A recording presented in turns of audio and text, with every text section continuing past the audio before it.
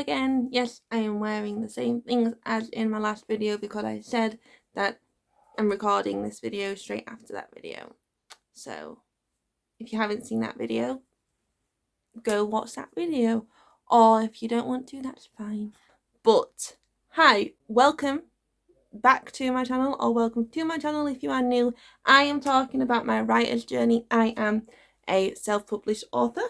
This is my book.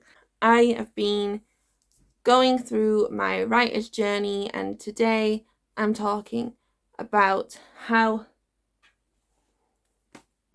this turned to this. If you like this video, please give it a like. If you want to ask me anything about writing, studying creative writing, publishing, self-publishing, anything you want, ask me down below, or just comment to say hi, and subscribe if you think this is going to interest you, because I'm going to go through now my initial idea process and how it all started. Also, there may be a few spoilers in this video about from my book, so just letting you know, if you are thinking of buying the book and reading it, I really highly suggest you do. Just letting you know that there may be some spoilers. I haven't looked in this for a while, actually, so this is going to be a journey in itself. So this is for my master's portfolio, which is my book, and it's the final year, not the final year, the final project of the year, because a master's is a year long if it's full-time, and it's the final project of the master's. So it took me from, oh god, when did we start it? May to September but I'd been planning it for longer than that. But that's how long it took me to write the book. But to plan it, it did take me longer than that, because I'd been having this idea for a while, and you know. But it all started with a fantasy post-apocalyptic world. If you've read this, or just FYI, if you're going to read it, you will realise that it's not actually set in a post-apocalyptic world. But that was the main idea. That was the first idea. And it was basically that this holy war had destroyed the world. I have Eden. It's not called Eden, it's called Féarra now. And it's about the aftermath of that. So that was the initial idea. And also, I wanted it to be poetry. I wanted to write fantasy poetry about this world. I always, thought, oh, I want to write poetry, but I also want to write fantasy. How do I connect them together? And I actually found, oh god, what was it called now? Speculative poetry. Trying to go back to all my research, and when I had to do, like, we had a conference day, and I had to basically go through my idea and do some kind of, not really a pitch, because I had to go into research, it's an academic presentation, and I went into speculative poetry. And you may be sat there now being like, what the heck are they talking about? What is that? Genre poetry, basically. So we have Soft Science here by Franny Choi, and this is sci-fi poetry, and this is kind of where I was thinking of taking mine, where it was kind of the poems that were all kind of set in a science fiction environment. And for instance, they have like poems that are cyborgs talking and trying to figure out how to speak English. And there's literally like this page, this one, which is just literally, it just says chi chi chi chi chi, and it keeps doing that. So it's like the cyborg is talking. So I was trying to find like speculative poetry. I was also trying to find fantasy poetry, because I mean, speculative poetry is such a niche genre anyway, but then when you go into it, there's a lot more sci-fi and horror than there is fantasy, or that's what I found anyway. And I also found, like, when you research fantasy poetry, you either get the epics, like the Odyssey, Ulysses, Beowulf, etc., or you get, like, metaphorical poetry, where it's like, this is a metaphor for a woman, but she's a goddess. Like, that's a really, really shit, like, example. But that's basically what I was finding. And yeah, more like horror writing. So kind of like, The Raven. And I was finding, like, obviously Tolkien did poetry, and there are, like, songs and poems in The Lord of the Rings, and he also did do some poetry, and also things like Alice in Wonderland and stuff like that. But I wasn't really finding anything that was like what I wanted to write. But I then started researching the epic poems. So, like I said, Odyssey, etc. And I started, researching them, reading them, and I was like, this is kind of where I'm wanting to go.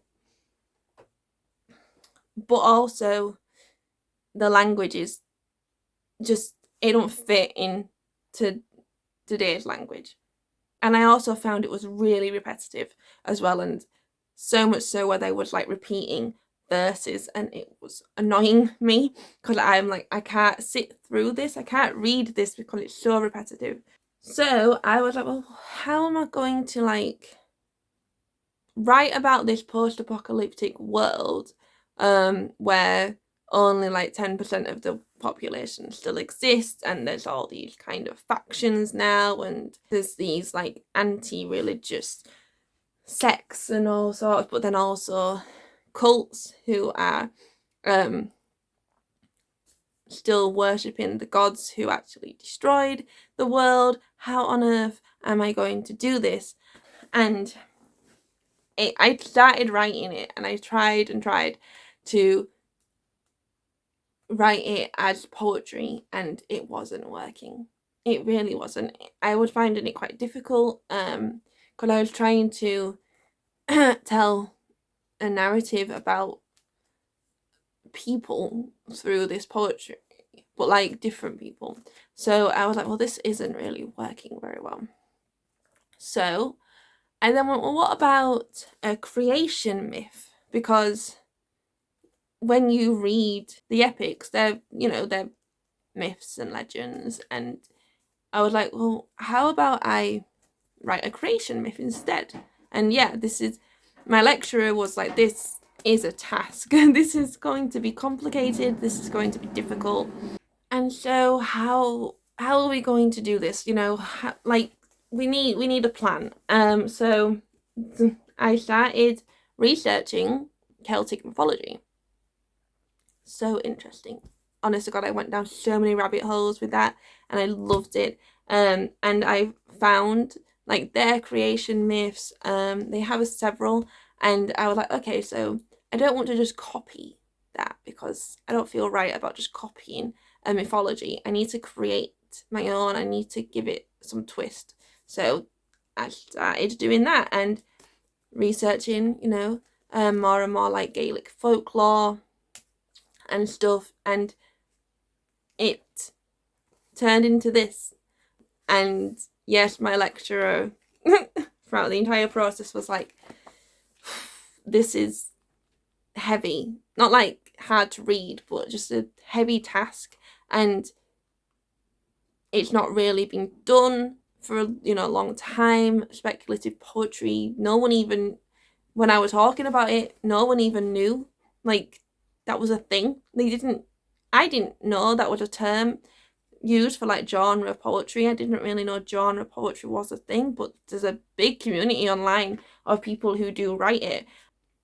I decided, well, I'm gonna keep going because I've started it now. I really am passionate about this story that I want to tell, so we're gonna keep going. And so I basically wrote a creation myth. Yeah, that's basically what it is. It's like the Bible of my world, if you will, and the creation of Féarra. That is why it's the Ballad of Féarra, because it is how it was created. And it does, this is where the spoilers are gonna come in, but it does link to my first idea, which I am hoping is a sequel. I do need to start that. I did say that it probably will like be next year when I release that. And also I'm writing some more just poetry collections, and I do want to try and get one of those out later on in this year, so in the autumn. So, but that idea is kind of still swimming around in my head, and I'm constantly getting like more and more different ideas when it comes to the sequel, because I really do want to continue with it, and I do want to write the sequel to this and the actual idea that I first came up with. I have several ideas about that, how I'm going to do it. I'm thinking short stories, maybe like an anthology mixed with some poetry, because I did that for one of my assignments and it was a lot of fun writing in different kind of ways. And that also gives me the chance to write about different things within the world. But that's for another video. So that's the video. That is where the idea came from. And that's it for this video, guys. I am trying to keep these videos relatively short just because I have a short attention span, and also my voice is dry because it's warm. So, and also it's a pain in the ass when you have to watch a long video. I don't particularly like watching videos over 20 minutes long, to be fair, unless they're like a Sims Let's Play. Will I be doing Sims? Oh, don't even. Right. When it comes to the Sims content, I really would love to, but I'm also trying to move. Content may be sparse at points, but it's exciting because I'm gonna be able to move out. I'm so like excited for it. Anyway, see you later, guys, and stay safe, hydrated, all the good stuff.